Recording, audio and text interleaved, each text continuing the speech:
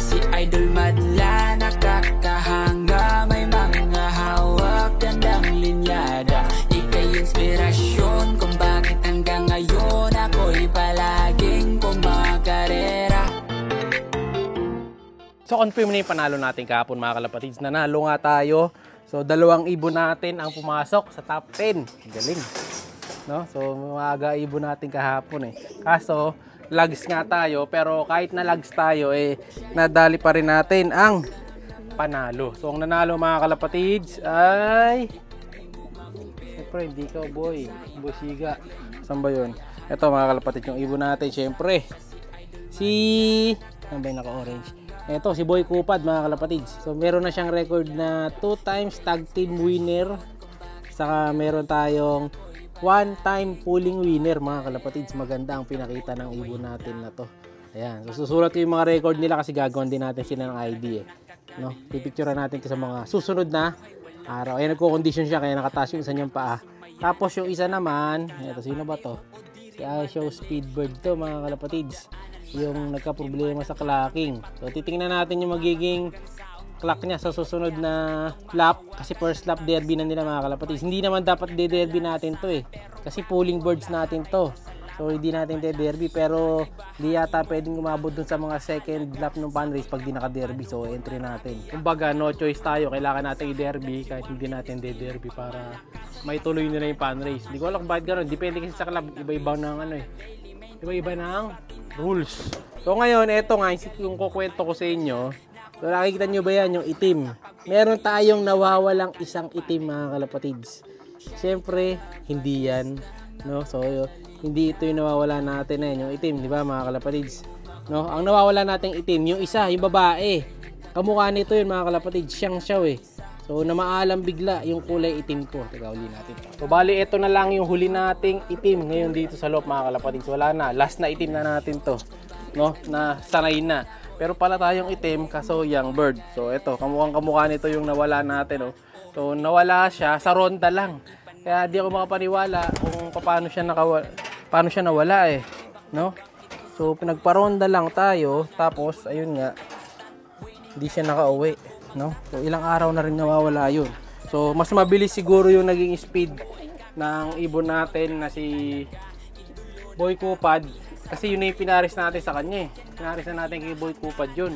Para sana mas ma-improve ang speed. Kaso ang problema, hindi nga na-improve mga kalapatids, nagka-problema pa. Dahil nawala yung ibon natin na itim. Yung lagi dito sa taas. Lagi dito nakapwesto yun. Pero wala nga siya. Pero at ano to? Naku po. May sumuka mga kalapatids. Ano to bad sign. Sino kaya yun? So, titingnan natin kung sino yung sumuka na yan. Hanapin natin dito. Baka naman nabigla lang ang tiyan. Pero check natin. Kasi uso ang sakit ngayon mga kalapatids. Baka isa sa mga warrior natin dito tinamaan na pala. Saan si ito? Ang may chance lang na tamaan ng sakit dyan, ito yung sinasakay natin. Ito mga kalapatids. Ito hinata. Himasin natin para makita natin. Malalaman naman natin yan sa pa lang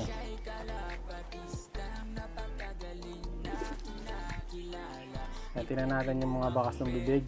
Parang hindi naman siya. Okay naman din ang katawan, bilog naman. So mukhang hindi naman siya yung sumuka. No? So sana safe ka. So ayan wala nga yung itim mga kalapatids. Wala yung itim natin. Pambihira. So di ko lang paano nawala yung itim na yon. Kasi halos mag-iisang taon na silang batcher dito. Kalating taon na. To be exact. At di ko maisip kung paano nawala yung ibon natin na batcher na. So it's either nadagit or nasama or baka dumapo, nagbukid, tapos may nainom na kung ano at hindi nga nakauwi.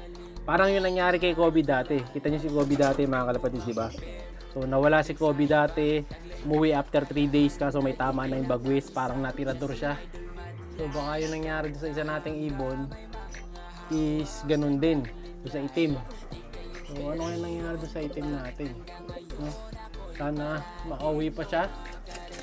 No? So kailangan natin item na yun kasi pampares din nga natin. So sinakay na natin nung nakaraan yun sa truck. Natutos na yun kaya posible nang mawala yun Or talagang nadagit. Or minsan kasi may mga iba na tinitira yung mga ibon natin. Pero wag naman sana mga kalapatids. No? So, uso yung tagitan dito sa amin, pero yung ganong kaso na tinitira yung ibon, wag naman sana. Ayan, di bali na madagit, wag lang sanang natira, ganon, natirador. Kasi sayang naman mga kalapatids, yung ibon sa kawawa sila. So, ayan, ganun talaga, move on na lang. Nawalan tayo ng isa ng walang kalaban-laban. Hindi man lang na sa track nawala lang dito sa ronde. Bigla na lang din nakauwi. No? So, nawala yata siya Friday. Anong araw na ngayon? Thursday na ngayon. So, ganun talaga. Hindi para sa atin si Itin, mga kalapatids. No? Malas. So, ngayon, ito, pawawalan ko na lang muna ngayon yung mga tinuruan natin nung nakaraan ng mga ibon. Yung 5, kasama yung isang kalawang. And then, yun nga, may nagchat-chat sa akin, may naghahanap ng Muliman, yung kalawang, kasi yung dalawa natin na kalawang, sold na eh. So, meron tayo dito, kasi mga, sanay batcher na. Ito, tulad na ito. Ito, hindi ko na, hindi to. Hindi pa batcher to, yung may puyo. Training pa lang yan. Ito yung batcher pala, yung malaki. Ayan, may isa na yan, oh. So, bali ko sakali, ito, pwede kong i-out sa'yo, boss. Ito, hindi pa sanay eh. So, pwede mo pang maturuan to. Yung ganda na niya, no? Pogi-pogi na yan. Tuturuan pa lang natin kasi tong kalawang na to eh. So, pag nasanay natin to, ayan, jackpot na. Tape pa lang natin yan eh. Itong puti, sanay na to. Kunin natin, labas na natin. Tara, boss. Oops. Sanay na nga ba to? Sanay na nga.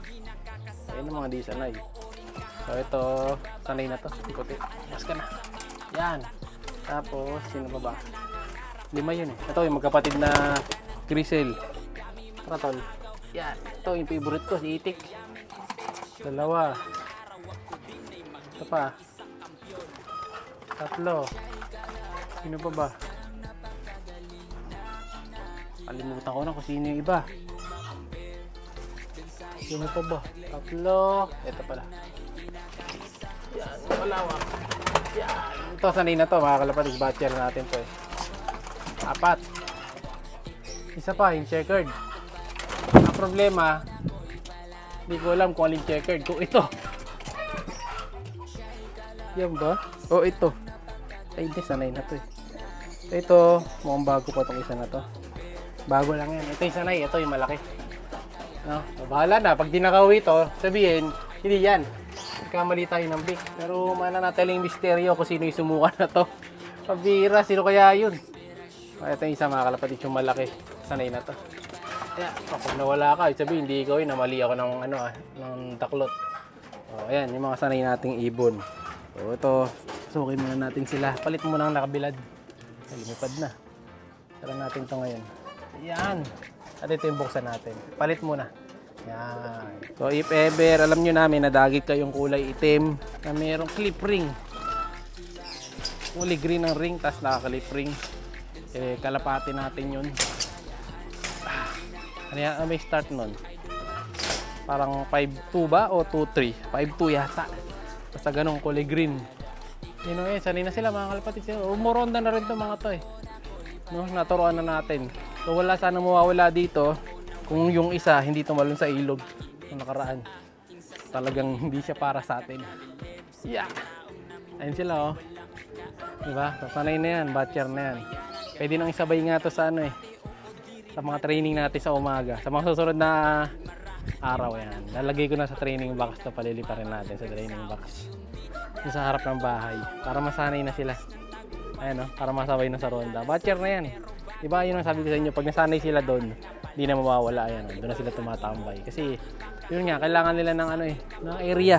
Kumbaga na babalik-balikan kung saan sila safe, hindi sila matatakot. So yun yung napili nilang pwesto. Ngayon kabisado na natin yan. Siya'y kalapatistang napakagaling na kinakilala.